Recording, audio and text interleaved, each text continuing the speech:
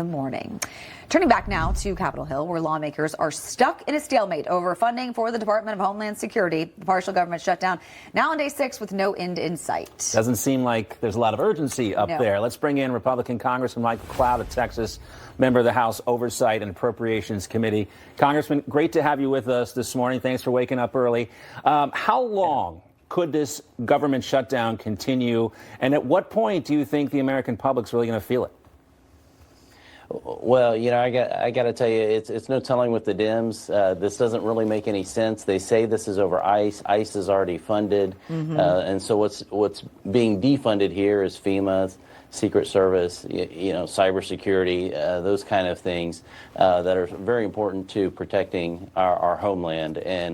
And this is a political football for them. They've got no agenda. They've got no plan for America. And so this is what we're left with. And so I don't think it'll last too much longer when they get back. It doesn't have too many legs to stand on. But we'll see. You can never put it past them. And as Democrats demand ICE show ID out in the field, they say voters don't need it. Minority Leader Chuck Schumer says the Save America Act requiring proof of citizenship to vote is, quote, dead on arrival in the Senate. So why are Democrats so opposed to voter ID when really it's becoming a 70-30, maybe even 80-20 issue in recent polls? Yeah, what you're saying is exactly right. The American people want this, and that's across the spectrum. This is not a controversial issue. This is only controversial in the U.S. Senate. But we have a path forward. It's going to take some resolve from Republican senators, but I think they're seeing and they're hearing from the American people that we expect this to pass the Senate. We can't do what we did. You know, we went out, we campaigned, we said this is a pivotal moment. It's important that this season in our nation not just be a reprieve from what we saw in the practices of the Biden administration. This really needs to be a turning point for this country, and passing this legislation to clean up our elections is vital to that happening. And so the American people are expecting action here. They don't want a show vote. They want to see this pass and become law. Well, Democrats are obsessing over the Epstein files and shutting down the government. President Trump is focusing on affordability, taking his message to Georgia today as attention shifts to the midterms. Critics say he's focused too much on issues abroad. What do you think the president needs to and should focus on tonight when he's talking about affordability in Georgia? Well, you know, what the president has done on the world stage has always been for the American people, and fixing our trade deficit. I think I saw a stat last night, it was 78% change. That's remarkable in 1 year that we've reduced our trade deficit. And so bringing manufacturing back, all those things that are vital to a true, healthy, stable economy. Not one where in the past where we've kind of been living on steroids in a sense from an economics. You know, whenever there's, you know, we just flood the zone with fake money in a sense, printed money. This is the right way to build a sound economy that's going to be strong for our kids, for our grandkids, and for today. And so continuing to focus on those things, bringing the manufacturing back, bringing jobs back, the investment that's coming to those countries. I think when the American people hear the full story to it, they'll be really pleased.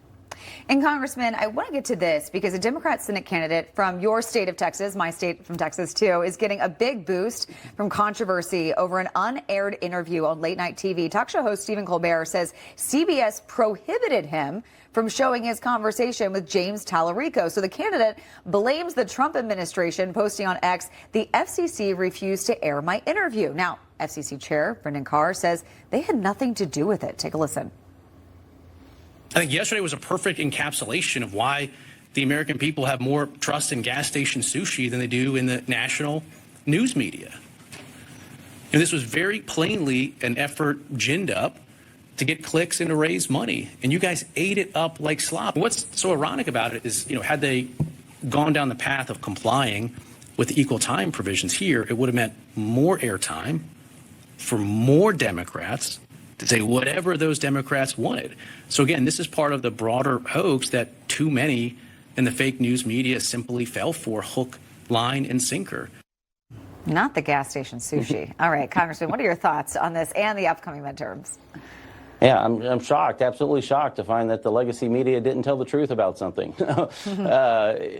Sadly, that's what we've seen. Journalism seems to have become a dead thing with much of the legacy media.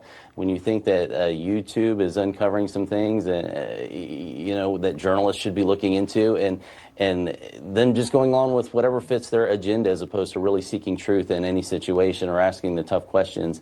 It's sad to see that that's what's happened for much of journalism and some of the legacy media, but it's become par for the course, unfortunately. Mm-hmm. And just another sign of the times, the interview aired on YouTube, gaining more than 7 million views as of this morning. That's meaningfully greater than the normal audience for The Late Show, and the money follows. Yeah. Tallarico reports that they've raised $2 million since this whole kerfuffle came up. He's going to face off against Congresswoman Jasmine Crockett to clinch the Democratic primary in that state. Crockett said this: early voting is already underway in Texas. Now, could one of these candidates, in your opinion, Congressman, flip this state blue? I don't think so. Texans like freedom. We are not for the regime that we've seen coming and the ideologies coming. Our country went through a terrible time the last 4 years, and both these candidates embrace those ideologies. That's something that Texans do not embrace at all. And so, whatever happens on their side of the ballot, I guess I think we'll have a strong candidate that's going to make sure that Texas continues to stand for values that embrace freedom. Yeah, and quite the heated race on the Republican side of the ticket as well going on right now. All right, Texas Congressman Michael Cloud, great to have you with us. Thank you. Thank you. God bless you all.